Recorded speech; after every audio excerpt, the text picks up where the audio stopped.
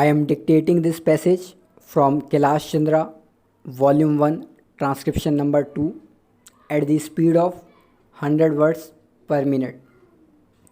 Be ready, 3 seconds left.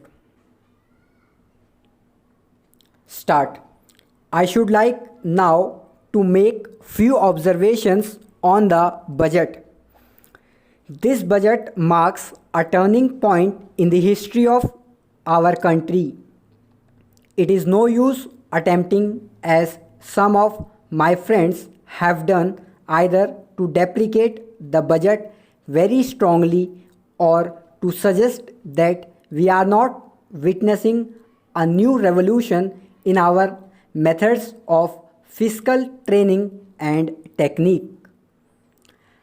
I want it to be quite clearly pointed out to my friends that we are now facing the lean year of Indian finance. Hitherto, we had revenue surpluses which were a form of public saving and which were meant to be utilized for capital development. Hereafter, this form of revenue surplus would not be available. We have therefore to find out ways and means of implementing our great program of national reconstruction at minimum cost. My point is that the deficit on revenue account would be of the order of about rupees 19 to 20 crores. Here, let me point out that I do not agree with those of my friends in the finance department who have attempted to suggest that rupees 19 or 18 crores which are obtained from Pakistan should be put on the revenue side of the budget. They are to be put on the capital side. But that does not seriously alter the trend of my argument. What I am suggesting is that we would have to be prepared for a deficit of a much higher order even on the revenue side.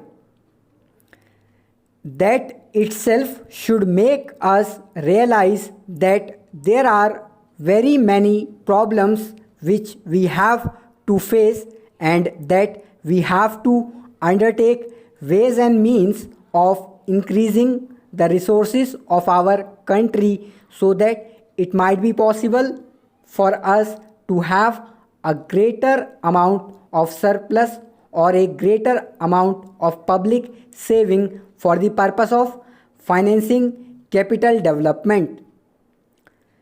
The finance minister pointed out that the deficits during the past 2 years were of the order of rupees 83 crores.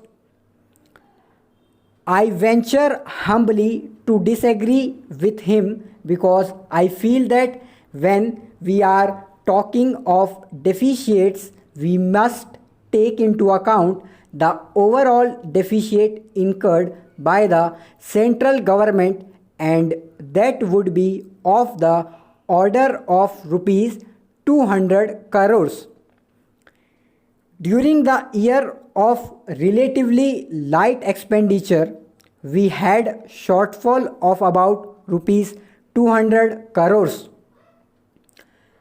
Undoubtedly, now when we are going to have very great amount of expenditure, we might have a greater amount of deficit and we would have to find out ways and means of trying to meet our capital expenditure. Some members have pointed out that deficit financing is good. Others have pointed out that it is poison. One honorable member who preceded me pointed out that it could be taken like a tonic. Now, I am not willing to enter into the merits of deficit financing or demerits of deficit financing in an academic spirit. The time has now come when we should face realities. I do suggest that we have to indulge in deficit financing, because without indulging in deficit financing, it would not be possible for us to indulge in capital expenditure on such a large scale. But when we are talking of the scope of deficit financing, I would like to place before the House and the Finance Minister the two great limitations which face us. The first limitation that faces us is that concerning the internal price level. The Finance Minister referred to the cost of living.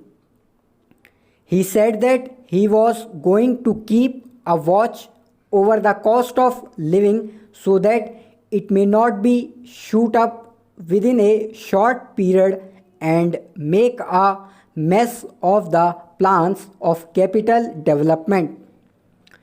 But there is another limitation which has to be borne in mind, a limitation which has not received as much notice as it should have done in all the discussions that have taken place on deficit financing.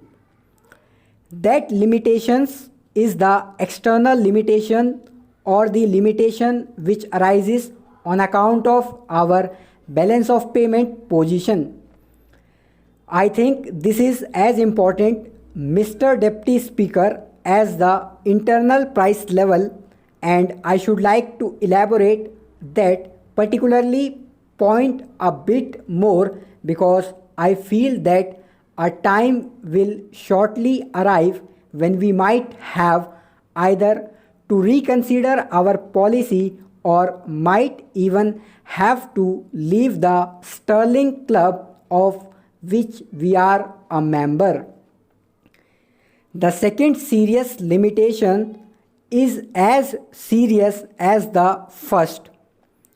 What would be the consequences of deficit financing on our balance of payments? The Finance Minister in his budget speech points out that so far as the balance of payments position is concerned, they have now, whether it is by accident or design, a favorable balance, and they have contributed about rupees 63 crores to the dollar pool during the past 6 months. But the moment we indulge in deficit financing, we have to be prepared for worsening of our balance of payments.